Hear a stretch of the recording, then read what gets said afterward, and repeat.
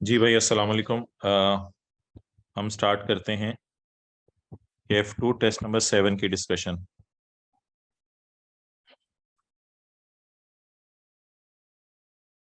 अच्छा जी, टेस्ट 7 में अनवर की एज 55 ईयर्स थी। He commences business as sole proprietor on 1 July 2020। Anwar income statement आपको प्रिपेयर उसने एक्रूअल बेसिस पे करके दी है। अच्छा भाईजान, अनवर का प्रॉफिट जो है वो आ रहा था 1,100,000 इसकी सेल आ रही थी, कॉस्ट ऑफ सेल आ रही थी, एडमिन एक्सपेंसेस आ रहे थे, इंटरेस्ट आ रहा था, एग्रीकल्चर इनकम ऐड हुई भी थी। ओके, आगे चलें जी। सेल की फिगर है 8,000। 8,000 की सेल की फिगर में 2,000 की सेल पड़ी है जो एडवांस में पैसे आए हैं अगले साल से रिलेटेड। अब अगर मेरे भाई एडवांस के अंदर पैसे आ जाएं अगले साल से रिलेटेड, तो ऐसी सूरत के अंदर मोहतरम क्या किया जाएगा? एडवांस में भाई कोई प्लीज पंगे मत लो आप लोग। एडवांस में पैसे आ जाएं अगर अगले साल से रिलेटेड, क्या ये हमारे साल की सेल है या एक्रूअल अकाउंटिंग ये सिखाती है कि जिस अरसे में चीजें डिस्पैच की तब सेल बुक करें?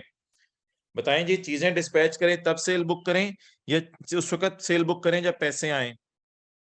एक्रूअल अकाउंटिंग क्या सिखाती है? हाँ, एक्रूअल अकाउंटिंग सिखाती है जिस वक्त आप जो है वो चीजें डिस्पैच करें उस वक्त सेल बुक करें। तो इस वजह से चीजें बेचनी है भाई, डिस्पैच करें। चीजें जब डिस्पैच करेंगे तब सेल बुक करेंगे। अब सेल में अगले साल की सेल के पैसे पड़े हैं, सेल में अगले साल की सेल के पैसे पड़े हैं। क्या ये हमारे साल की इनकम है या इसे इनकम में से निकाल दें? बिल्कुल, इसको इनकम में से निकाल देंगे। तो डेट्स वाई हमने सोल्यूशन के अंदर इसको इनकम में से निकाल दिया था। ये सेल हमारे साल की सेल नहीं है, ये अगले साल की सेल है। तो इस सेल को पकड़ के आपने इनकम में से निकाल देना था। ओके, नेक्स्ट जी। कॉस्ट ऑफ सेल की फिगर है 5,200। पता नहीं दोबारा क्यों बता रहा था इस सवाल में बार बार, हालांकि हमें पता है कॉस्ट ऑफ सेल की फिगर है 5,200। इसमें ना 15 लाख रुपए परचेज किए हैं आपने, मशीन एक उसके पड़े हुए हैं। तो यार 15 लाख जो मशीन के पड़े हैं, तो मशीन तो कैपिटल एसेट है ना। कैपिटल एसेट से मुराद यानी डिप्रिशिएबल एसेट है ना। तो मशीन डिप्रिशिएबल एसेट है, तो खर्चों में इसने मशीन की कॉस्ट डाल दी। तो प्रॉफिट तक पहुंचते हुए पूरी कॉस्ट माइनस होगी, कॉस्ट को उल्टाकर इसकी इनिशियल अलाउंस और टैक्स डिप्रिसिएशन माइनस कर देंगे। तो 15, वही जो हम क्लास में होते थे कि अकाउंटेंट ने गलती से एसेट की कॉस्ट को एक्सपेंस में डाल दिए, कॉस्ट को उल्टाकर इसका इनिशियल अलाउंस 25% और इसकी डेप्रिसिएशन 15% माइनस कर देंगे। एक सवाल इसमें आ सकता था आपके जहनों में कि सवाल में आगे उसने लिखा हुआ है कॉस्ट में शामिल है custom duty of 75 paid at import stage. हाँ जी भाई, FR1 में आपने क्या पढ़ा हुआ है? कस्टम ड्यूटी को एसेट की कॉस्ट का पार्ट बनाएंगे नहीं बनाएंगे? बनाएंगे तो बी लिख दें, नहीं बनाएंगे तो एन लिख दें। बनाएंगे, बिल्कुल। कस्टम ड्यूटी को एसेट की कॉस्ट का पार्ट बनाएंगे। अब अगर कस्टम ड्यूटी को एसेट की कॉस्ट का पार्ट बनाएंगे तो ऐसी सूरत में क्या ये 75,000 जो कॉस्ट के अंदर पड़ा हुआ है 15 लाख की, क्या इसको पड़ा रहने दें या निकाल दें? पी या एन? पड़ा रहने दें या निकाल दें? बिल्कुल पड़ा रहने दें। द रीजन इज के अकाउंटेंट से ना एसेट की कॉस्ट निकालते हुए कोई गलती नहीं हुई। एसेट की कॉस्ट थी 15 लाख, उसमें इसने कस्टम ड्यूटी डाल दी है 75। हाँ, एक और गलती होगी अकाउंटेंट से, वो मैं जरूर मानता हूं। वो गलती अकाउंटेंट से ये हुई है कि इसने खर्चों में एसेट की कॉस्ट डाल दी है। अब जब इसने खर्चों में एसेट की कॉस्ट डाल दी है, तो एसेट की कॉस्ट के अंदर जो है वो 75 पड़ा हुआ है, तो पड़ा होना कोई गलती नहीं है, लेकिन 52 लाख के अंदर 15 लाख पड़ा होना गलती है। इसलिए 75,000 को कुछ भी नहीं करेंगे, इस 15 लाख में ये पड़ा रहे, नो प्रॉब्लम। हम 52 लाख यानी 52 लाख में पड़े हुए 15 लाख को प्रॉफिट तक पहुंचते हुए 52 लाख माइनस हो चुका है, उसमें पड़ा हुआ 15 लाख भी माइनस हो चुका है, तो 15 लाख को उल्टा देंगे, वो मैंने आपको आगे बता दिया। उसी तरह की गलती भाई आगे हुई थी कंप्यूटर सॉफ्टवेयर की, इसकी कॉस्ट को उल्टा देंगे क्योंकि ये सेलिंग एक्सपेंसेस के अंदर पड़ी हुई है। इसकी कॉस्ट को उल्टा के इसकी अमोर्टाइजेशन माइनस कर देंगे, लेकिन नंबर ऑफ डेज भी गिनने थे। अनवर ने अपने ब्रदर को सैलरी दी है और salary was paid in cash. ओए, सैलरी कैश में अलाउड होगी नॉट अलाउड होगी? नॉट अलाउड होगी। गुड्स। अच्छा जी, आगे। इसके बाद मोहतरम ने ₹3.5 लाख पेड टू कस्टमर है। कस्टमर को तो फाइन पे कर सकते हैं, कोई मसला नहीं। ये अलाउड होगा नॉट अलाउड होगा? 3.5 lakh allowed not allowed? Allowed not allowed? बोल ही नहीं रहा, चलो छोड़ो बुरे, मैं आगे चलता हूँ। फाइनेंस अलाउड है, well done Saim. Financial not allowed Arsalan, यार ये अरसलान आप कल क्लास में मिलना। अच्छा, financial charges are comprised of, financial charges के अंदर पड़ा हुआ है, फाइनेंशियल चार्जेस होते हैं इंटरेस्ट, इंटरेस्ट के अंदर पड़ा हुआ है लीज रेंटल। जबरदस्त भाई अरसलान, आप लड़का कौन तंग कर रहा है आपको? लीव इट, आप मीटिंग अटेंड करो। अच्छा, इंटरेस्ट के अंदर पड़ा हुआ है लीज रेंटल। ओए होए होए होए, इंटरेस्ट के अंदर पड़ा हुआ है लीज रेंटल। मेरे भाई, इंटरेस्ट में रेंटल डाल दिया उसने। ओए होए होए, इंटरेस्ट में रेंट तो नहीं होना चाहिए, इंटरेस्ट में तो इंटरेस्ट पड़ा होना चाहिए, लेकिन रेंटल डाल दिया। जबरदस्त, हमारे एतबार से तो जबरदस्त हो गया ना। माइनस क्यों करना है मोहतरम? अजीब, मैं आप अजीब बंदे हो। टैक्स वाले चाहते हैं रेंटल माइनस करो प्रॉफिट तक पहुंचते हुए। अकाउंटेंट ने इंटरेस्ट की जगह गलती से रेंटल ही माइनस कर लिया। Interest comprise of rental. Interest add कर दें? इंटरेस्ट क्यों ऐड कर दें? बस साइम, इंटरेस्ट तो ऐड नहीं करना, मैं पॉइंट ए में अभी हूं। अच्छा हुआ कर लिया माइनस, अरसलान ये सुनना चाह रहा था मैं। अच्छा हुआ माइनस कर लिया। जब अच्छा, एक ना एक और चीज होती है मजे की, वो सुने। लफ्ज उसने लिखा हुआ है interest comprise of. Comprise of का मतलब होता है कि इसमें क्या पड़ा हुआ है। ये यूट्यूब पे वीडियो अपलोड होगी। कंप्राइज ऑफ का मतलब क्या है कि इसमें क्या पड़ा हुआ है। 220 भी इसमें है, 1500 भी इसमें है, यानी 1500 जमा सॉरी 180। कंप्राइज ऑफ का मतलब होता है कि इसमें ये ही पड़ा है और कुछ भी नहीं पड़ा। तो 220 और 180 ही इंटरेस्ट में पड़ा हुआ है, इसके अलावा और कुछ नहीं है। तो 220 और 180 को जमा करके देखें, आपको इंटरेस्ट एक्सपेंस 400 का नजर आएगा। 400 का इंटरेस्ट है, इस 400 के इंटरेस्ट में 220 रेंटल है। तो रेंटल अच्छी बात है, बजाय कि हम इंटरेस्ट उल्टा के रेंटल माइनस कर दे, उसने खुद ही गलती से इंटरेस्ट में रेंटल डाल दिया। तो अल्लाह का शुक्र है हमारी रिक्वायर्ड फिगर माइनस हो गई है। वैल्यू ऑफ कार तो इग्नोर करेंगे इस पे। आगे, आगे उसने लिखा हुआ है no depreciation has been claimed on car. शुक्र है। अब अकाउंटिंग डेप्रिसिएशन इसलिए उल्टानी नहीं पड़ेगी कि उसने अकाउंटिंग डेप्रिसिएशन चार्ज नहीं की। इंटरेस्ट इसलिए उल्टाना नहीं पड़ेगा कि इंटरेस्ट की जगह उसने रेंटल माइनस कर लिया। अब रेंटल माइनस कर लिया, अब हम क्या करें? हम कुछ भी ना करें। I repeat for second time, accounting depreciation इसलिए नहीं उल्टानी पड़ेगी, उसने रिकॉर्ड नहीं की। इंटरेस्ट इसलिए नहीं उल्टाना पड़ेगा कि उसने इंटरेस्ट रिकॉर्ड करने की बजाय रेंटल माइनस कर लिया। रेंटल इसलिए नहीं माइनस करना पड़ेगा कि रेंटल उसने माइनस इंटरेस्ट में डाल के कर लिया है। अब इस एडजस्टमेंट को इग्नोर करेंगे। एक मिनट भाई, मैं एक बच्चे का सवाल पढ़ लूं जरा। एक बच्चे का सवाल है, अगर ऐसा हो कि फाइनेंशियल चार्जेस पूरे 400 ऐड बैक करके लीज रेंटल माइनस कर दें, नेट इफेक्ट तो सेम, या नहीं छोड़ो पर इतने लंबे चक्रों में हर एडजस्टमेंट को अलग अलग लेके समझो। सर कुछ समझ ही नहीं आ रही। क्यों भाई? पहले आपने ओके लिखे, अब लिख रहे हो कुछ समझ नहीं आ रही इस बात की। जो एडजस्टमेंट समझ ना आए कल क्लास में आके पूछ लेना, ऑनलाइन वाले जूम मीटिंग में पूछ लेंगे। अच्छा जी, तो रेंटल ये तो बड़े क्लियर हो गया, मैंने 2 दफा बात कर दी है। नेक्स्ट जी, 1,80,000 रुपया। भाई बच्चे पूरी पूरी ऑनलाइन क्लासें ले रहे हैं खाली जूम के ऊपर, और बहुत से कॉलेजेस हैं जो जूम के ऊपर डायरेक्ट पढ़ा रहे हैं। तो आपको इससे फेमिलियर होना पड़ेगा, आगे से ये फाइनल में भी आपको ये चीजें हेल्प आउट करेंगी। दुनिया अब इस तरफ जा रही है, अब आपको जाना पड़ेगा। नेक्स्ट जी, 1,80,000 इंटरेस्ट ऑन लोन है। तो इंटरेस्ट ऑन लोन होए होए, लोन यूज किया बच्चे की ट्यूशन फीस के लिए। तो अगर लोन यूज किया बच्चे की ट्यूशन फीस के लिए तो पर्सनल एक्सपेंस है। तो पर्सनल एक्सपेंस होने की वजह से इसे उल्टा देंगे, उल्टा कर माइनस कुछ नहीं करेंगे। बहरहाल चीचों की मलियां, इन एनी केस आपको जो इशू आया आप कल आके क्लास से पूछ, क्लास के बाद पूछ लेना। तो ट्यूशन फी कौन सा खर्चा है जी?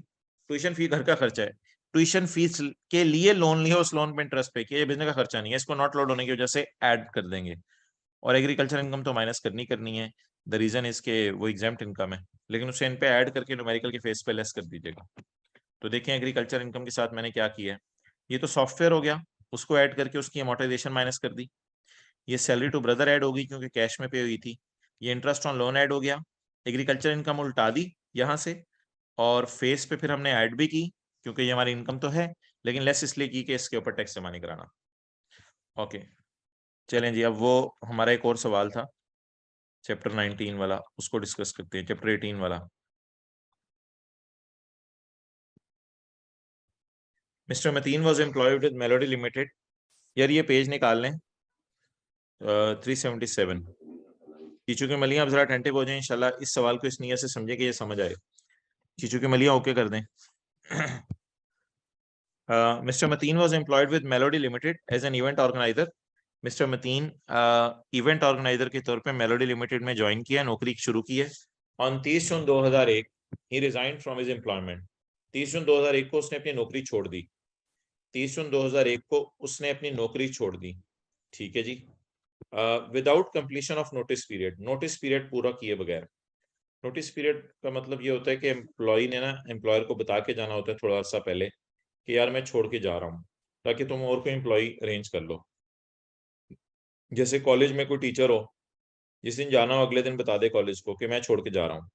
तो इसी किस्म की कोई बात यहाँ पे कर रहा है कि वो उसने उसको बताना चाहिए था, महीने का नोटिस देना चाहिए था, महीना पहले। महीना आमतौर पे होता है नोटिस देना कि महीना पहले एम्प्लॉयर को बता दें, यहाँ महीना लिखा तो नहीं हुआ, तो वो फौरन छोड़ के चला गया। अच्छा चलो ये तो अलग बात हुई। ऑन यकम जुलाई ही जॉइंड अनदर कंपनी रॉकस्टार। यकम जुलाई को उसने एक नई कंपनी में नौकरी शुरू कर दी, Rockstar, as a senior event organiser. Following information is available relating to his assessment for tax year 2022। ये 2002 जो भी समझ लें। नहीं भाई कोई भी नहीं मोहतरम, मैं मिसाल दे रहा था। पॉइंट ए, ऑन यकम जुलाई 2001 साल के पहले दिन RSL paid ₹2,80,000 to ML as compensation in lieu of unserved notice period by Mateen. तसल्ली से सुनना, तसल्ली से सुनना। एक है पुराना एम्प्लॉयर, एक है नया एम्प्लॉयर, एक है मतीन। मतीन ने जाके पुराने एम्प्लॉयर को कहा मैं छोड़ रहा हूं। पुराने एम्प्लॉयर ने कहा यार थोड़ा सा पहले बता तो देते, तुम छोड़े, हद होगी। नए एम्प्लॉयर ने मतीन को कहा तू टेंशन ना ले, जो भी वो तुझे जुर्माना डालेगा, यानी ऑब्वियसली पुराना एम्प्लॉयर कहेगा यार मुझे बता के जाते, जो भी तुझे जुर्माना डालेगा मैं भरूंगा। मेरे भाई मुझे बताएं सैलरी। अब नया एम्प्लॉयर या तो मतीन को कहे कि ये पकड़ जो तुझे जुर्माना देना पड़ा तू पुराने एम्प्लॉयर को दे दे, मतीन को तो बेनिफिट हो गया। या नया एम्प्लॉयर डायरेक्ट पुराने एम्प्लॉयर को कह दे कि यार ये पकड़ तेरी बला से, तू मतीन को तंग ना कर, भेज दे मेरे पास, अब मैं मतीन से नौकरी करवाना मैं चाहता हूं। एक ये वाली बात भी इसमें आ सकती थी। और दूसरी बात जो साइम ने की, ये जिम्मेदारी जुर्माना पे करने की है मतीन की पुराने एम्प्लॉयर की तरफ। जाहिर बात है मतीन ने जुर्म किया, जल्दी छोड़ के चला गया बताए बगैर, बिल्कुल मौके पे बताया, तो मतीन की लाइबिलिटी है पुराने एम्प्लॉयर की तरफ कि मतीन पुराने एम्प्लॉयर को जुर्माना दे। लेकिन मतीन का जुर्माना नया एम्प्लॉयर भर रहा है, तो any obligation of Mateen towards पुराना एम्प्लॉयर इज पेड बाय नया employer, it will be added in salary of Mateen. Mateen को तो खुशी होगी ना इस बात की। चीचू की मलियां क्लियर। पुराना एम्प्लॉयर, पुराना एम्प्लॉयर पेड 280 टू नया employer. He joined another company Rockstar. He joined another company Rockstar as senior event organiser. नया एम्प्लॉयर, नया एम्प्लॉयर पेड पुराना employer as a compensation in lieu of in place of unserved notice. Unserved notice के बदले में उसने पैसे दिए, तो ठीक है, ये मतीन की सैलरी इनकम आप ऐड कर दीजिएगा। नेक्स्ट, नौकरी ज्वाइन करने के 15 दिन बाद मतीन ने रिसीव किया 3.5 लाख अनरिकग्नाइज्ड ग्रेचुटी। भाई ये मैं बिल्कुल नहीं बता रहा, अनरिकग्नाइज्ड ग्रेजुएटी माफ हो जाती है लोअर ऑफ 50,000, लोअर ऑफ 75,000 और 50%, विच एवर इज लोअर। और लीव इन कैशमेंट गवर्नमेंट एम्प्लॉइज को माफ है, बाकी सबके लिए टैक्सेबल है, ये इनकम में ऐड हो जाएगी। माना कि ये पैसे पुराने एम्प्लॉयर से मिल रहे हैं, ये पैसे पुराने एम्प्लॉयर से मिल रहे होंगे, रिसीव ग्रेजुएटी, ग्रेजुएटी तो पुराने एम्प्लॉयर से मिल रही होगी ना, एमएल, लेकिन ये क्यों हमने इनकम में डाले हैं, ये तो पुराने एम्प्लॉयर से मिल रहे हैं। हाँ वेल डन, रिसीव, आरईसी लिखे आपने, वेल डन। रिसीव इस साल हुए हैं, तो जब रिसीव इस साल हुए हैं तो salary is taxed on received base, इसलिए इसको हमने इस साल इनकम में डाल दिया। Next, in accordance with the terms of employment with RSL, Mateen was provided with following benefits, Mateen को ये बेनिफिट्स मिले हैं। ये भाई नए एम्प्लॉयर के पास है, बेसिक सैलरी है 12 से मल्टीप्लाई करते हैं, यूटिलिटीज अलाउंस है 12 से मल्टीप्लाई कर दें, reimbursement of personal medical expenses up to 15% of basic salary. कहते हैं कि मेडिकल एक्सपेंसेस आपके बेसिक सैलरी के 15% तक मेरे जिम्मे, एम्प्लॉयर ने कहा। And 2.5 lakh account of hospitalisation charges of daughter were made after giving hospital bills वगैरह और एनटीएन नंबर वगैरह, और ये बिल्स एम्प्लॉयर ने साइन भी कर दिए हैं। मेरे भाई सवाल के अंदर लिखा हुआ है एम्प्लॉयर एम्प्लॉय को रीइंबर्समेंट कर रहा है, एक ये भी रीइंबर्समेंट कर रहा है और हॉस्पिटलाइजेशन और रीइंबर्समेंट मेरे भाई दोनों एक ही चीज हैं। हॉस्पिटलाइजेशन और रीइंबर्समेंट दोनों की दोनों एक ही चीज हैं, क्योंकि सैलरी के चैप्टर के अंदर जो है वो अगर आप देखें हॉस्पिटलाइजेशन और रीइंबर्समेंट एक ही उसमें आ रहे हैं। मेडिकल फैसिलिटी को हॉस्पिटलाइजेशन कहते हैं और रीइंबर्समेंट, तो ये कोई दो अलग अलग बेनिफिट्स नहीं दे रहा। एम्प्लॉयर एम्प्लॉय को कोई लगा बंदा कैश नहीं दे रहा, बल्कि एम्प्लॉयर एम्प्लॉय को इलाज की सहूलत दे रहा है। तो इलाज की सहूलत को हमने माफ करना है या टैक्सेबल करना है, ये बात डिपेंड करेगी ये टर्म्स ऑफ एम्प्लॉयमेंट के मुताबिक है या नहीं। तो ऊपर लिखा हुआ है ये बात in accordance with the terms, इस वजह से इसको हम एग्जेम्प्ट कर देंगे। जी बिल्कुल, सबने तकरीबन सही बताया, बल्कि सबने ही सही बताया। नेक्स्ट, इसके बाद जी ऑन जकम September RSL provided a company maintain 1300 CC गाड़ी which was partly used for आसान एडजस्टमेंट है। इसमें एक बस ध्यान ये रखना था आपने कि इसको जो है वो कर देना था आपने एग्जेम्प्ट, और एग्जेम्प्ट कब तक करना था भाईजान, आप जो आप ये लाइनें नहीं लगा सकते, मैंने ऑफ कर दी हैं। अजीब वैसे टाइम ज़ाया करने वाले लोग जो है वो, हर, अब मैं क्या कहूँ, अच्छे बच्चे भी होते हैं और टाइम ज़ाया करने वाले भी होते हैं, लेकिन टाइम ज़ाया करने वाले भी ऐसे ज़रा चेक करे होंगे, उनका मकसद नहीं होगा टाइम ज़ाया करना। आगे चलें जी, यकम सितंबर को एम्प्लॉयर ने एम्प्लॉय को गाड़ी दे दी, नो प्रॉब्लम, ये आसान है, इसको बस नंबर ऑफ मंथ्स बेस पे पोर्शन कर लेना था। अच्छा नेक्स्ट जी, यार गुस्सा करके क्या करना है मैंने, monthly salary of 6,000 was paid to Mateen housekeeper, Mateen however reimbursed 20% of his salary. अच्छा ये अमाउंट है जो एम्प्लॉयर ने, एम्प्लॉय एक्ट पर टर्म होती है, एक्चुअल अमाउंट सैलरी में ऐड होनी थी, या 15%, भाई एक्चुअल अमाउंट साइन, फिर वो एक्चुअल अमाउंट देता। Monthly salary of 6,000 was paid to mister Mateen housekeeper, mister Mateen के हाउसकीपर को मंथली सैलरी एम्प्लॉयर दे रहा है, 6,000 रुपये सैलरी में ऐड हो जाएगा, लेकिन माइनस 20% करके, क्योंकि 20% इसलिए माइनस करेंगे कि ये वो अमाउंट है, लिखें इसके आके amount paid by employee to employer, ये amount paid by employee to employer है, ये माइनस हो जाएगा। 1200 की फिगर आपने मुझे सही बताई है, 6,000 माइनस 1200। स्पेशल अलाउंस ऑफ 50,000, भाई स्पेशल अलाउंस के साथ डेली, मंथली या पार्ट ऑफ सैलरी या परसेंटेज ऑफ सैलरी लिखा हुआ या नहीं लिखा हुआ, लिखा हुआ या नहीं लिखा हुआ, नहीं लिखा हुआ। अरसलान बिल्कुल आपने सही फरमाया, नहीं लिखा हुआ। अगर नहीं लिखा हुआ इसके साथ, तो क्या ऐसी सूरत के अंदर जो है वो मैं कह सकता हूं कि ये वो डेली और मंथली टाइप चीज नहीं है? जी बिल्कुल, ये डेली और मंथली टाइप चीज नहीं है, इसलिए इसको हम एग्जाम कर देंगे। अच्छा एक बात याद रखिएगा कि जब भी एम्प्लॉयर एम्प्लॉय को अलाउंस दे देना, तो एक्चुअल खर्चा आपने हमेशा इग्नोर करना है, इसको तो वैसे ही इग्नोर कर देना, अलाउंस कोई भी हो, आपने एक्चुअल खर्चा इग्नोर करना है, और इसे वन ऑफ टाइप पेमेंट समझ के, अरसलान ने जैसे कहा है, आपको इस सैलरी में ऐड नहीं करेंगे इसको। अच्छा भाईजान इसको छोड़ें आप। नेक्स्ट, ऑन यकम जनवरी 2002 he was provided an interest free loan of 15 lakh. यार लोन के ऊपर 6/12 को 4/12 3/12 कितना करना था? हाँ बिल्कुल, लोन के ऊपर आपने जो है वो 6/12 का फैक्टर लगाना था। ये सवाल बड़ा अच्छा है, इसमें ना लोन भी आ रहा था और गाड़ी भी आ रही थी, इसलिए इसमें जो है वो आपने 6/12 करना था। Well done. नेक्स्ट,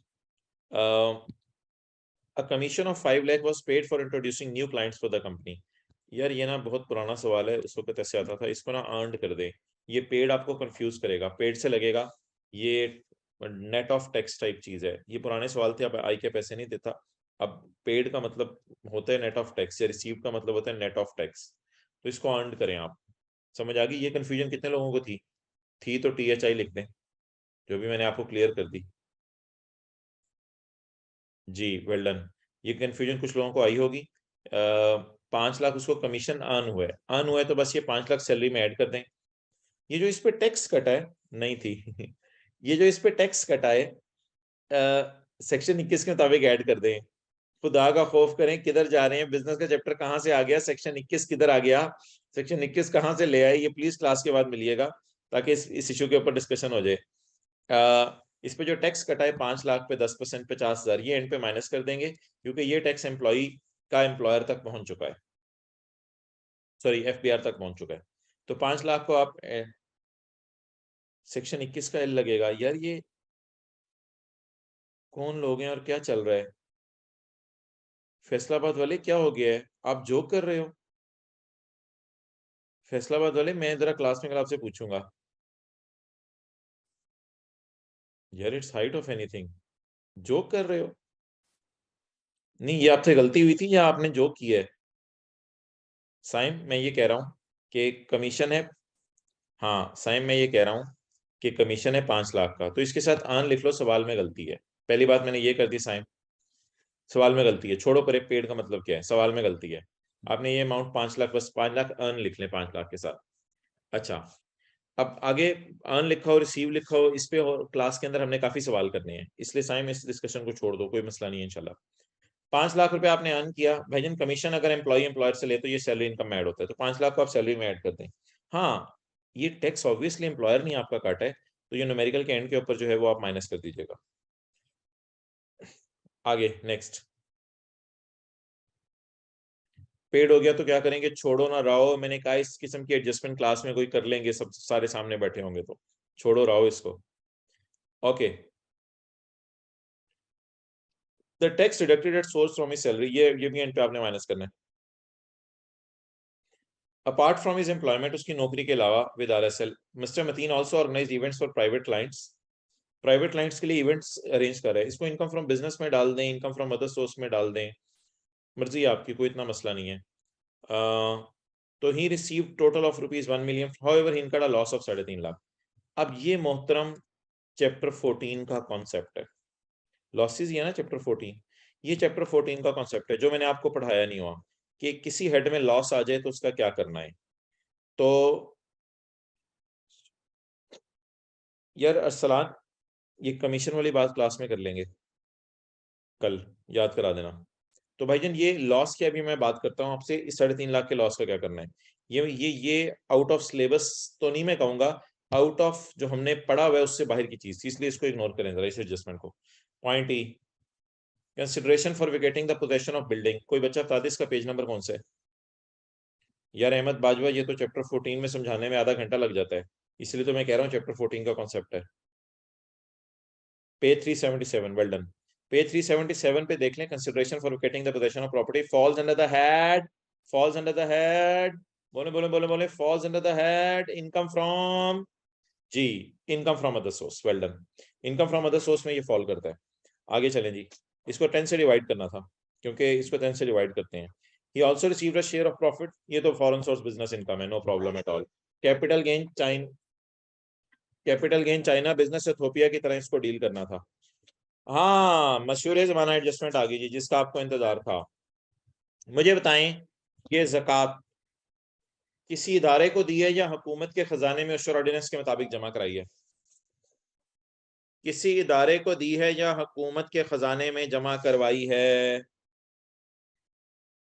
जी बोलें। ये अप्रूव्ड तो है, अप्रूव्ड को छोड़ें, इदारा अप्रूव्ड है, हमारी बला से, किसी इदारे को दी है या उशर ऑर्डिनेंस के मुताबिक जमा करवाई है? जी वेल डन, किसी इदारे को दी है। मेरे भाई ज़कात ना आप किसी इदारे को नहीं दे सकते, चाहे अप्रूव्ड हो, चाहे डबल डबल अप्रूव्ड हो, चाहे आपको प्रेसिडेंट प्राइम मिनिस्टर वादा कर ले कि इदारे को दे दो, हम तुम्हें कुछ नहीं होने देंगे, FBR आपको पकड़ लेगा कि आप कौन होते हो अप्रूव्ड इदारे को डोनेशन ज़कात देने वाले। ज़कात आपने जमा करानी है, ये माइनस, हाँ ठीक है आपने सही लिखा है, अच्छा ज़कात आपने जमा करानी है एज पर उशर ऑर्डिनेंस के मुताबिक, इसके अलावा ज़कात आपको माइनस करने की जरूरत नहीं है, इसलिए टोटल इनकम से टैक्सेबल तक पहुंचते हुए ज़कात माइनस नहीं होगी। मोहिउद्दीन गलत बात कर दी अभी, हाँ मोहिउद्दीन ठीक है आपने सही बात की है, ओके अच्छा ये माइनस करने की जरूरत नहीं है ज़कात। अगली बात, कुछ लोगों के जहन में ये आता है कि ये चैरिटी अप्रूव्ड इदारे को दी है तो इसका टैक्स क्रेडिट माइनस कर दें, तो इसका टैक्स क्रेडिट माइनस कर दें, इस पे कोई बच्चा कमेंट करे फिर मीटिंग क्लोज करें, इस पर टैक्स क्रेडिट माइनस कर दें।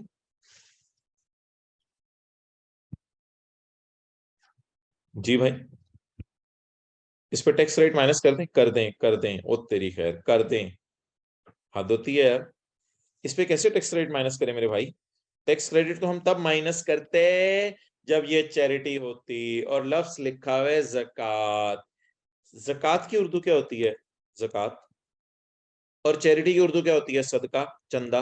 तो चंदे में और ज़कात में तो फर्क है, तो इसलिए मेरे भाई चैरिटी है ही नहीं, तो चैरिटी के तौर पे माइनस नहीं करेंगे, टैक्स रेट तो मिल नहीं सकता। ज़कात के तौर पे माइनस इसलिए नहीं कर सकते, ज़कात के तौर पे इसलिए माइनस नहीं कर सकते क्योंकि उशर ऑर्डिनेंस के मुताबिक जमा नहीं कराई। और अगर डोनेशन लिखा होता और फिर लिखा होता है अप्रूव्ड इदारा, फिर ऐसी सूरत के अंदर जो है वो हम क्या करते, डोनेशन अप्रूव्ड इदारे को होती फिर चैरिटी माइनस कर देते। तो इसको जी बिल्कुल मैं कर दूंगा।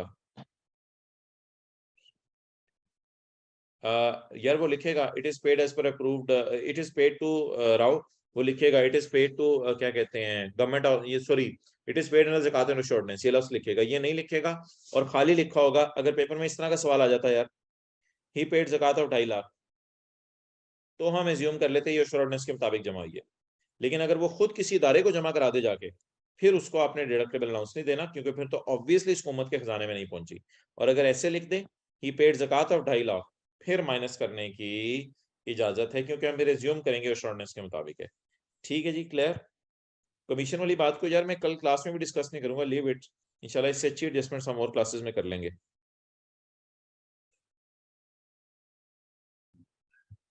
जी 1 मिनट मुझे दे दें। ठीक है जी, क्लोज में कर रहा हूँ जरा उसको, रिकॉर्डिंग ऑफ।